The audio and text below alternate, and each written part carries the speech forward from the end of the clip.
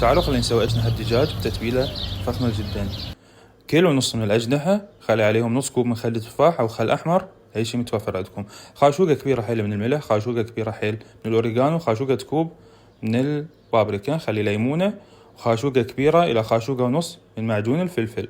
نخلط المكونات كلها، بعدين راح أخليها بكيس تتخمر من الليل للصبح. حاول تسحبون الهواء مالت الكيس.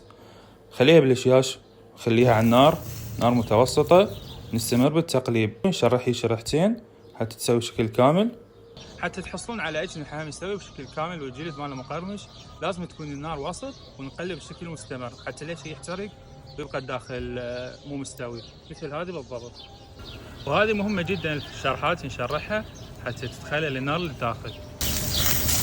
وراح نستمر بالتقليب حتى نحصل على هذا اللون فخم جدا.